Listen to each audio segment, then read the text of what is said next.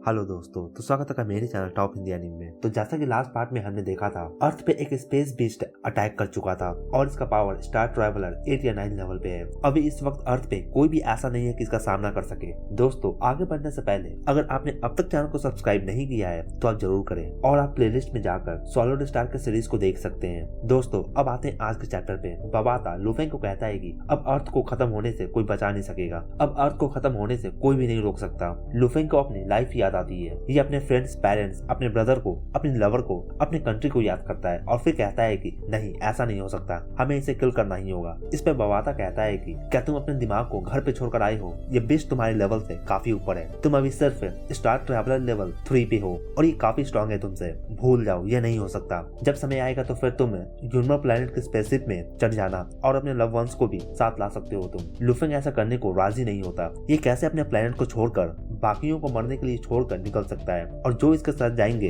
क्या वो सुकून से कभी भी जी सकेंगे? बबाता जबकि एक एआई है तो फिर ये फीलिंग्स को समझ नहीं सकता। हालांकि लॉजिकली बात करे तो फिर ये सही कह रहा है, मगर लुफेंग कहता है एक इंसान बिना अपने मदरलैंड के, बिना अपने कंट्री के कैसे रह सकता है? अगर इस अर्थ पे एक अकेला इंसान बच जाए और कोई भी ना रहे तो फिर वो अकेला जिंदा रहकर करेगा भी क्या? लुफेंग अपने मदरलैंड को डिस्ट्रॉय होता हुआ छोड़कर जाने वाला नहीं है। लुफेंग कहता है तुम एक स्पेस से बिल्ड कर सकते हो तो फिर तुम कोई वेपन भी क्रिएट कर सकते हो। कम ऑन, कोई ना कोई तो रास्ता जरूरी होगा। बबाता कहता है कि स्टार ट्रैवलर लेवल के बेस्ट को किल करने के लिए एक वेपन को डेवलप करना कोई प्रॉब्लम नहीं है, मगर इस तरह के वेपन काफी कॉम्प्लिकेटेड होते हैं और इन्हें डेवलप करने में काफी साल भी लग जाता है। इधर ये स्पेस मॉन्स्टर काफी सारे सी मॉन्स्टर के झुंड को लेकर निकलता है और रास्ते में आने वाले सभी थिंग्स को डिस्ट्रॉय कर रहा है। बबाता कहता है कि एक रास्ता है। लुफेंग तुरंत ही कहता है कि क्या है, जल्दी बताओ। बबाता कहता है ओल्ड स्पेसशिप के कुछ पार्ट्स को यूज कर हम एक वेपन्स को क्रिएट कर सकते हैं, मगर पहले मुझे उन पार्ट्स को देखना होगा। ये सुनकर लुफेंग कहता है चलो, कोई एक उम्मीद तो है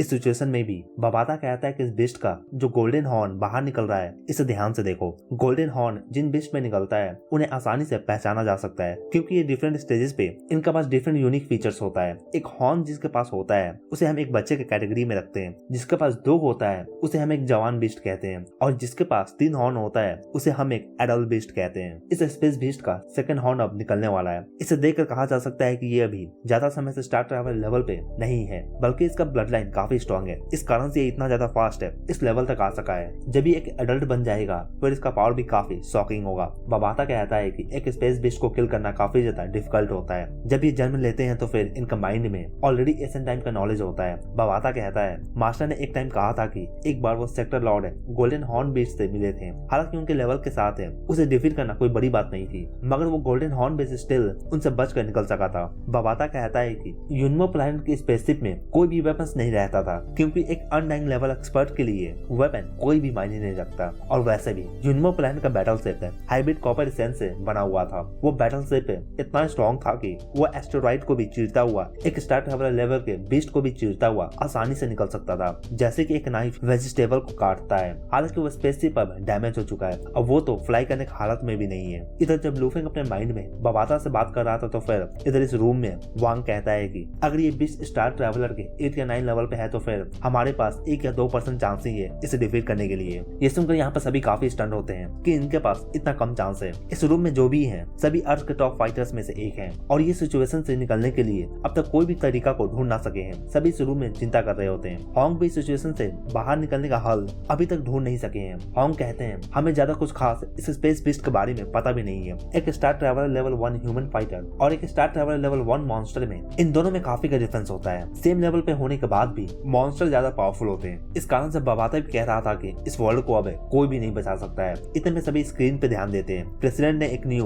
वीडियो फुटेज को सेंड किया है। ये सभी इस वीडियो क्लिप को देखते हैं। ये गोल्डन हॉर्न मॉन्स्टर एक का मिलिट्री बेसिस पे अटैक कर रहा है और आगे बढ़ रहा होता है। प्रेसिडेंट ने तो बेस को खाली करने तक का ऑर्डर दे दिया है। ये मॉन्स्टर अब इनकी ओर आगे आ रहा है। इतने में एक रशियन पर्सन उठता है और कहता है हम इस मॉन्स्टर पे न्यूक्लियर वेपन का यूज करने का सोच रहे हैं। हम इस बात से परेशान है कि अगर हम इस मॉन्स्टर के मुंह के अंदर न्यूक्लियर वेपन को सेंड करते हैं तो फिर क्या हमारा इलेक्ट्रॉनिक सिग्नल काम करेगा? अगर ये मिसाइल से कनेक्शन को खो देते हैं तो फिर ये ब्लास्ट कैसे करेंगे? हालांकि यहाँ पे ये प्रॉब्लम है कि अगर हम इस मॉन्स्टर के 50 किलोमीटर के रेडियस में नहीं जा सके तो फिर हम इसके डिफेंस को कैसे ब्रेक कर सकेंगे? इसके स्किल्स भी डैमेज नहीं होगा अगर हम इसका करीब में एक्सप्लोजन ना करें तो फिर ये लोग यहाँ पे काफी सारे एक्सप्लोजन वेपन्स का यूज करने का सोच रहे होते हैं। अगर एक साथ काफी सारे न्यूक्लियर वेपन एक्सप्लोड करते हैं तो फिर इसका टेम्परेचर भी 20 मिलियन डिग्री डिग्री से भी ऊपर जा सकता है। तो इस तरह का एक्सप्लोजन इस मॉन्स्टर के जितना करीब हो उतना ही अच्छा होगा। बेस्ट पॉसिबल एरिया इसके मुंह के अंदर नहीं तो इसके मुंह के पास होगा। अब लुफेंग भी ये सुनकर स्टंट होता है और ये इस बात को ध्यान से सुन रहा होता है। 100 मेगाटन न्यूक्लियर वेपन्स। बवाता भी ये सुन रहा होता है। ये इनके इंटेलिजेंस का तारीफ करता है कि ये मॉन्स्टर को अंडर एस्टिमेट नहीं कर रहे हैं। बवाता भी इस मॉन्स्टर के वीकनेस के बारे में नहीं जानता।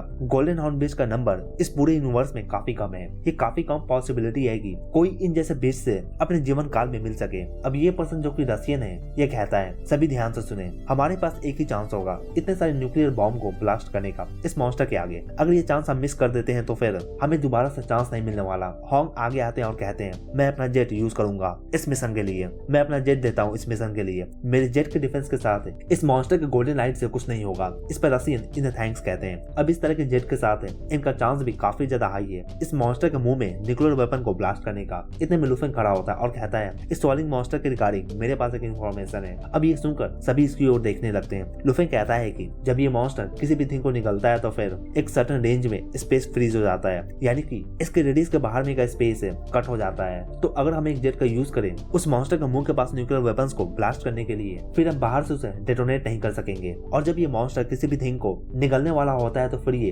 अपने पावर का यूज कर उसे कंप्रेस करता है और छोटा करता है। और अगर ये मॉन्स्टर इस जेट के साथ भी ऐसा करता है तो फिर ये जेट भी टूट कर बिखर जाएगा। उस वक्त हम कुछ कर भी नहीं सकेंगे। हालांकि ये हर थिंग को सॉल्व नहीं कर सकता है। अब ये सुनकर ये सभी लुफेंग से पूछते हैं, क्या तुम श्योर हो इस बारे में? लुफेंग बताता है कि हाँ। अब इन्हें भी सब कुछ रिलेट होता हुआ दिखता है इस मॉन्स्टर का हरकत। होंग भी लुफेंग को देख रहे होते हैं। लुफेंग कहता है, मुझे अभी सभी आर्कियोलॉजिकल रूइंस के बारे में जानकारी चाहिए होगा। ये कहता है, मैं देखना चाहता हूँ कि वहाँ पे कुछ वेपन्स को हम ढूंढ सकेंगे या नहीं। होंग भी ये सुनकर काफी सरप्राइज होते हैं कि ये एशियन रूइंस के बारे में जानकारी मांग रहा है और साथ ही उसका डिस्क्रिप्शन भी। लुफेंग तुरंत कहता है कि मैं एक ट्राई करना चाहता हूँ। अब होंग लुफेंग के डिटर्मिनेशन को देखकर अब ये भी काफी सीरियस होते हैं और फिर कहते हैं, ठीक है, लुफेंग को ये लिस्ट दे दो। अब इस मीटिंग के बाद लुफेंग अपने ग्रेविटी रूम में अपनी आंखों को खोलता है। ये एक वर्चुअल मीटिंग को अटेंड कर रहा था। अब ये सीधा नीचे भागता हुआ यूशन के पास जाता है और कहता है, कुछ मत कहो, कुछ मत पूछो, अभी टाइम नहीं है इन सब के लिए। पहले मुझे मेरे पेरेंट्स और मेरे भाई को जाकर लेकर आना होगा। तुम भी साथ में आओ। बिना टाइम वेस्ट किए हुए ये अपने जेट में बैठ जाता है और अपनी मॉम को कॉल करता है। लुफेंग की मॉम अभी डोंगबई हेडक्वार्टर में होती है। लुफेंग इन्हें यहीं पे रुकने को कहता है और बोलता है कि मैं आ रहा हूँ आपको पिक करने के लिए, आप वहाँ से कहीं मत जाना। पर ये अपने भाई को कॉल करता है, लुहुआ को। ये यांगजोंग सिटी में है। लुफेंग इसे अपने घर